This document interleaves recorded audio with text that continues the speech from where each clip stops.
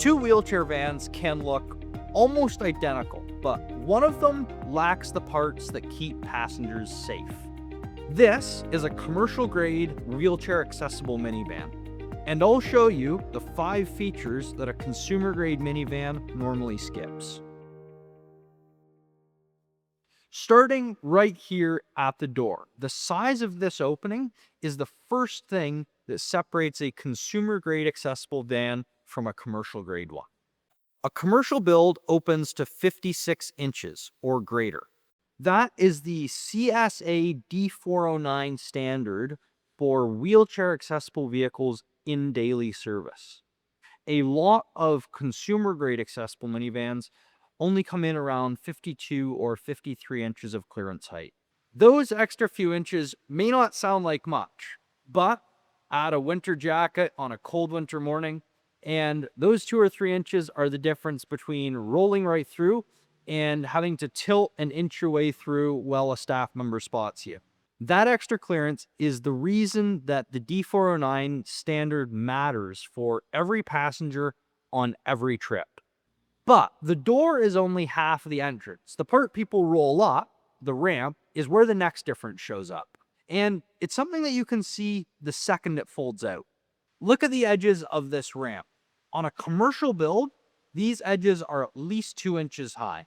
A lot of consumer ramps have lower edges and are almost flat so they can fold up smaller. Those 2 inches are your guardrail and can be the difference between somebody safely loading in inclement weather and an electric wheelchair sliding off the side of the ramp. Specifically on larger wheelchairs or powered wheelchairs with high sidewalls on the drive wheels, on a ramp with very little edge, those drive wheels can easily start to spin and slide off if the ramp is wet or slippery. On something like this with a higher edge, those wheels will slide up against the side of this ramp and they will keep the wheelchair on the ramp even if it starts to slide back down.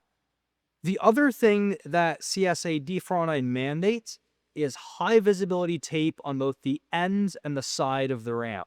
Especially in low lighting conditions, this is what ensures that you minimize your risk of trip and fall hazards or people putting their foot on the ramp where it's inclined without realizing it.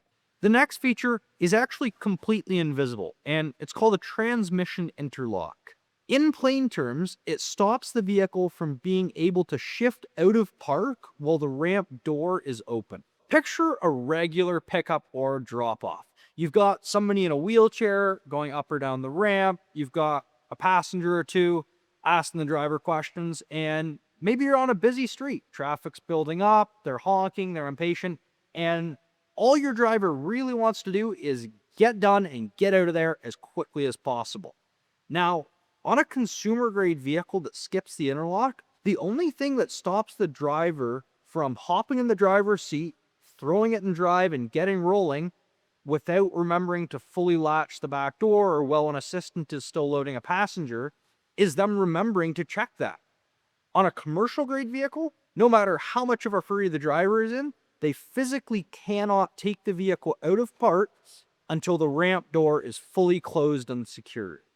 That's why the CSA D409 standard matters. It's not there just to be a checkbox, but it's built to save lives of real people in real situations. Now, those are all the big safety things, but there's also a lot of little things inside the vehicle to help keep you, your staff, and of course your passengers safe. The first things you'll notice as you get into the vehicle is going to be the lighting and the additional safety equipment. A commercial build includes all of these, whereas a consumer grade build will often leave them out to help keep that price down. The additional lighting mandated by D409 doesn't seem like much until you roll up to pick somebody up after dark in a place with very little artificial lighting, and you're all of a sudden really grateful that you can see clearly the ramp as well as the channel inside the minivan.